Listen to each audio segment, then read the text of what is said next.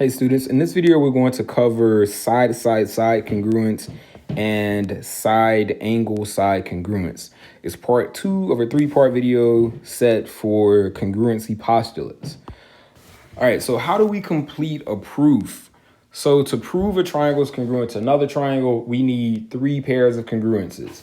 We can have 3 pairs of congruent sides, which would be side-side-side congruence. We could have 2 pairs of congruent sides and 1 pair of congruent angles. That's going to be side, angle, side. We could have 2 pairs of congruent angles and the included side, that's going to be angle, side, angle. Or we could have 2 pairs of congruent angles and a non-included side, and that's going to be angle, angle, side. So for all of these proofs, you should mark your diagram, and at the end, the markings that you have tell you the postulate. If you have 3 sides marked congruent, it's going to be side, side, side. If you have 2 pairs of sides and an included angle marked congruent, it's going to be side, angle, side, and so forth. So it's very important that you label your diagram with the information. And we're also going to fill in our proof table with the information that we're given and the information that we are able to deduce from what we're given. So let's get started.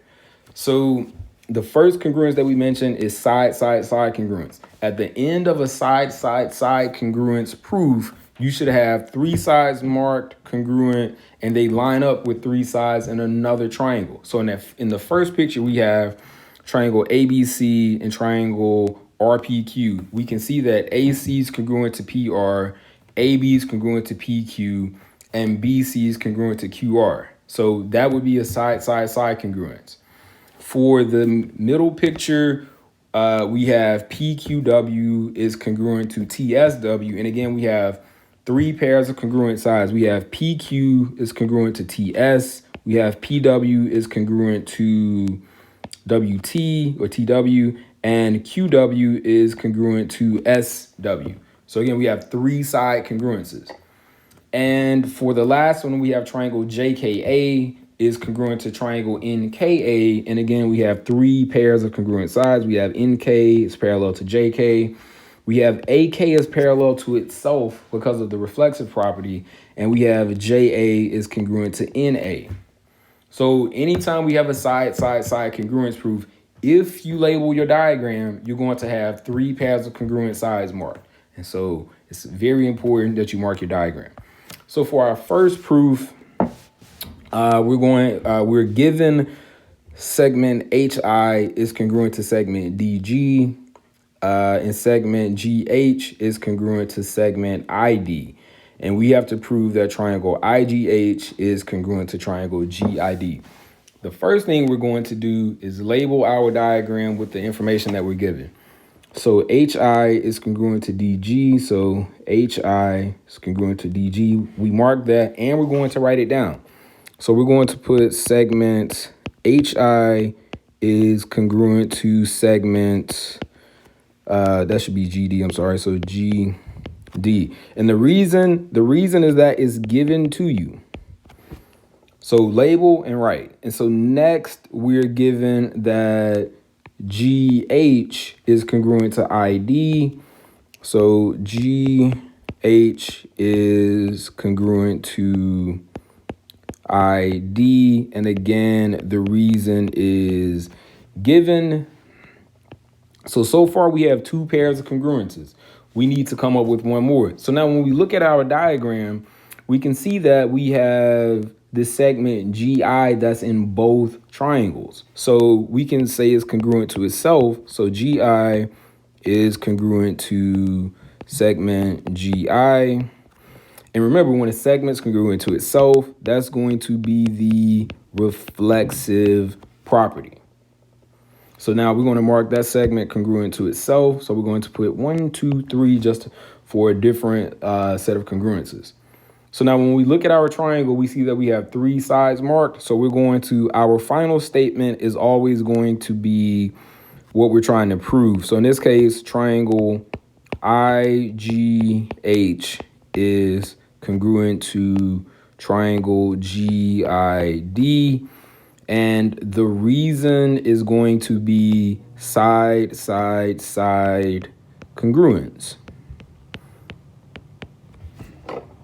All right, and I guess we could have numbered these. So we have 1, 2, 3, and 4. All right, so again, we marked 3 sides. So at the end, our last statement was, our last reason was side congruence. The second example we have segment XZ is congruent to segment BC.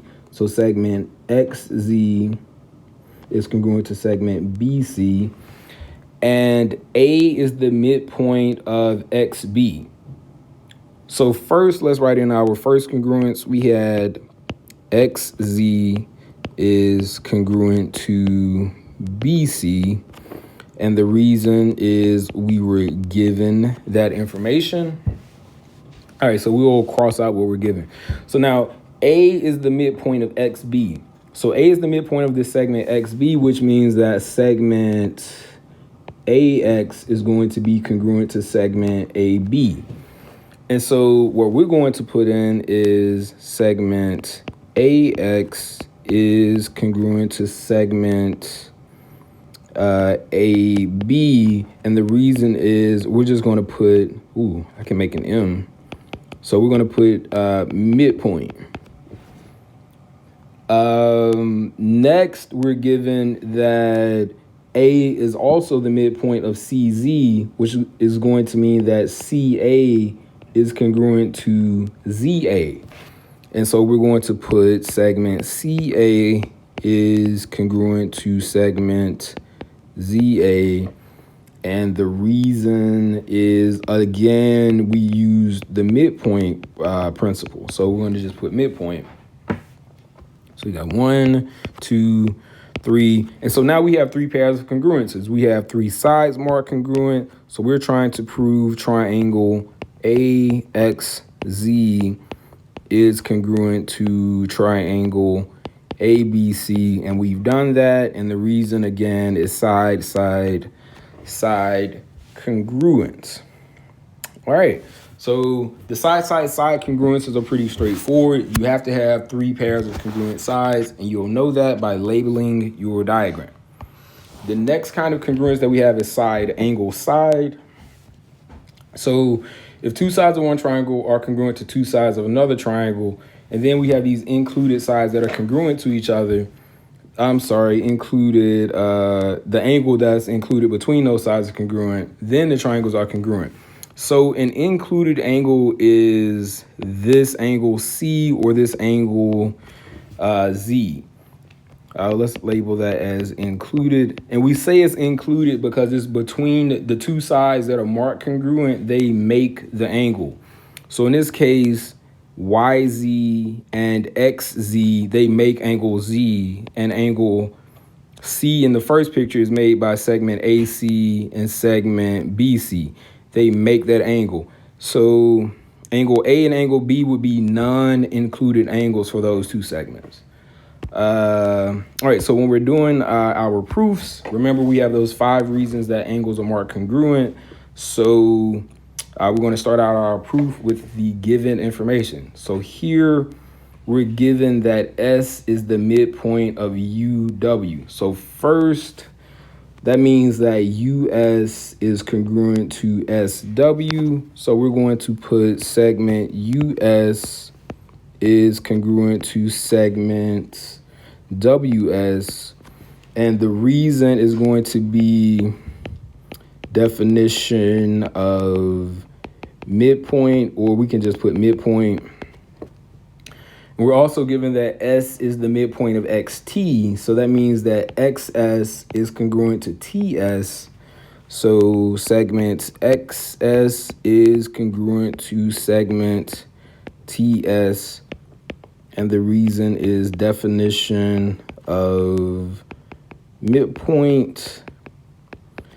And so now remember, to determine, to prove that 2 triangles are congruent, we need 3 pairs of congruences. We have 2. Come up with others. We can't justify UT being congruent to XW because we're not given that information. So that means we should look for an angle congruence. And anytime we see intersecting lines, we should check for vertical angles. So in this case, we do have a pair of vertical angles. We have angle UST is going to be congruent to angle WSX, and the reason is going to be vertical angles. And so now what we have is a side mark congruent, an angle mark congruent, and another side mark congruent. Notice that the congruent angle is between the two sides. So in this case, we're going to have triangle UST is congruent to triangle WSX, and the reason is side angle side congruence. All right, so we've marked, so we have a side, an angle, and a side. So we can see we have a side, we have an angle, and we have a side. That's what makes it side, angle, side. The angles between the two sides. And so for our last example for this lesson, we have segment KL is parallel to segment GF, and segment KL is congruent to segment GF, and E is the midpoint of segment LG. So first, let's mark KL as congruent to GF. And what that's going to mean is that we should look for alternate interior angles or corresponding angles. So in this case, the transversal is going to be LG. So when we get this Z shape, the angles interior to the Z are going to be alternate interior angles. So we're going to say angle L is congruent to angle G. So we're going to say angle KLE is congruent to angle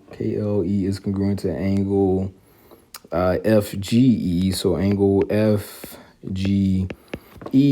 And the reason is alternate interior angles. All right, so we used all of that information with the KLs parallel to GF. Next, we're told that KL is congruent to GF. All right, so I kind of made a mess out of this. So let's use a different color. So KL is congruent to GF, and that's given. So KL is congruent to GF. We're going to label that reason as given. Fantastic. So we use that. And the last thing is E is the midpoint of segment LG. So remember, if a point is the midpoint of a segment, it divides it into two congruent halves. So we're going to get LE is congruent to EG because E is the midpoint of that larger segment. So we get LE is congruent to segment. So we said LE is congruent to segment GE. And that reason is definition of midpoint. So again, notice we aren't deviating from those 8 reasons that we have for congruence. We're not making up stuff. We're just using the given information to label our diagram, which is the important part. So at the end of this, we have a side mark congruent, we have an angle mark congruent, and we have another side mark congruent. The angles between the two sides. So in this case, we're going to say triangle UF.